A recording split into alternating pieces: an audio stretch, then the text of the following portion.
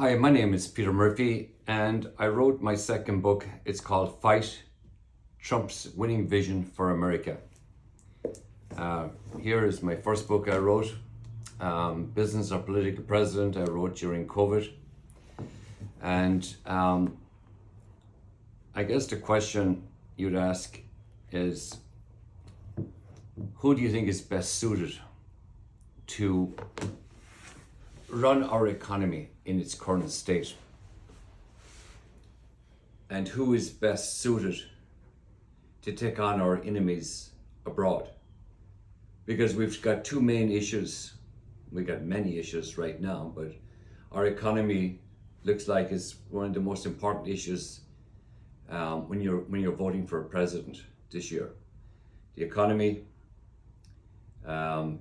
immigration, and foreign policy. And so we go back to the economy. So who do you feel would do a better job in the economy? Kamala Harris or Donald Trump? Well, we've seen what Kamala Harris and Joe Biden has done to the economy in the last 4 years. They've spent $7 trillion. They've left in 20 million illegals into the country. That's going to cost us hundreds of billions of dollars. That's going to in revenue. It's going to come out of our taxes. We're going to have to deal with a lot of other issues as a result of the immigration policy. Fentanyl rampant coming into our country. 100,000 people dying every year. I mean, when I think about that number, I just get very upset because people say 100,000 people. I mean, when you think about it, if you divide that by 250 people, 100,000 divided by 250, that's like 400 jetliners falling out of the sky every year. I mean, seriously, we think about this and we say, oh my God, this would never happen in America. But it is happening in America. And so our open immigration policy is killing this country. And so as regards running the country, we need somebody that can actually bring in more taxes, bring in more revenue. Who's grown to grow the economy? Kamala Harris has no experience in business whatsoever. As I often say, she has never ran a coffee shop. And so if you haven't run a business, if you haven't signed a check, if you haven't hired people, and if you never had to fire people, you just don't understand what it takes to run a business. And it's a tough job. You got to make hard decisions. And you can't run away from them. You got to face them every day.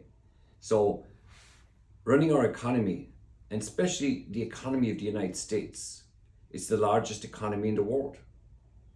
So how can you put somebody in to run an economy that has no experience? So I think Trump wins that one. He's a proven track record of running businesses. He's successful.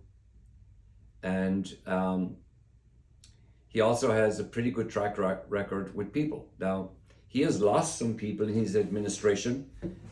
They have been fired. And I think we kind of understand why people are fired. If you don't get your job done, you get fired. If you don't make deadlines, you get fired. Nobody gets fired in the Biden-Harris administration for anything. And you know, people talk about how relatable she is. 95% of her staff have left her. Nobody wants to work for her. And so nobody talks about that. You have to be able to bring people together. And you need to have a strong team of people around you. And trust me, not all this great team are going to be what you want a year down the line. You're going to find differences with these people. They're not doing what they were asked to do. They're not making the deadlines. As a president, you have 4 years to get the job done. And you need top-notch people. They're going to work day and night to get your agenda done to turn this economy around. I just don't see Kamala Harris having that capability. We go to foreign policy. I don't see her having the negotiation skills to deal with people like Putin, would eat her for lunch, Xi, any of these people. I mean, she's done a couple of interviews on TV. Trump has probably done about 70 or 80 of them. She's done 2 or 3, and she has been basically not very good. And so this is the person that will negotiate with the toughest people in the world. I don't have the confidence in this lady to negotiate on my behalf as an American citizen, to be able to make her safe in the world. She may surprise us, but I don't have the confidence. So these are the 2 issues we're dealing with: economy, foreign policy, immigration. With immigration, she has proved to be a total disaster. She was the czar, and she left all these people in.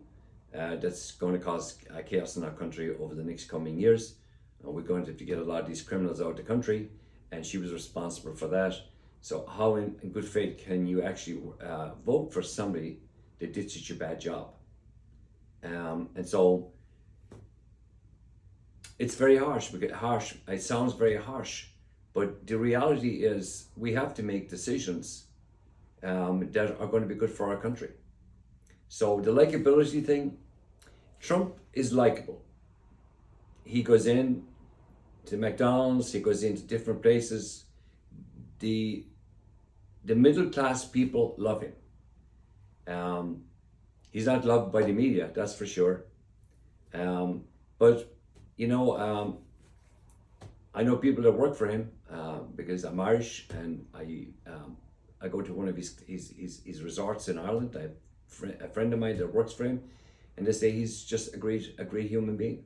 He wants perfection. He demands perfection. He demands everything to be done quickly and efficiently. So if that's what he's going to be condemned for, then you know something, he's the guy I want in the White House. Because I want somebody that's going to get the job done, and it's going to be tough. And I want our enemies fearing our president, not like what we have right now. So that's kind of my take on it. I wrote the book trying to find balance, looking at all aspects of the current administration and the Trump administration prior. And I have to say that finding balance was tough because Trump did a really good job. And my background is being a CEO for over 30 years, running companies and having to employ people. And so I know the hard work that goes into running businesses. So I think we need a good CEO running our country, and he will hire good people around him. I would like to see him hiring mostly entrepreneurs and other CEOs around him to get the work done, because there's a lot of work to be done. So that's my take on it. I thank you very much for listening to me. Again, my book is Fight, Trump's Winning Vision for America. It's a very fun book. It's written with a little Irish sense of humor. And so from The Irishman, I thank you very much for your time, and I hope you enjoy reading it. Take care. Bye-bye.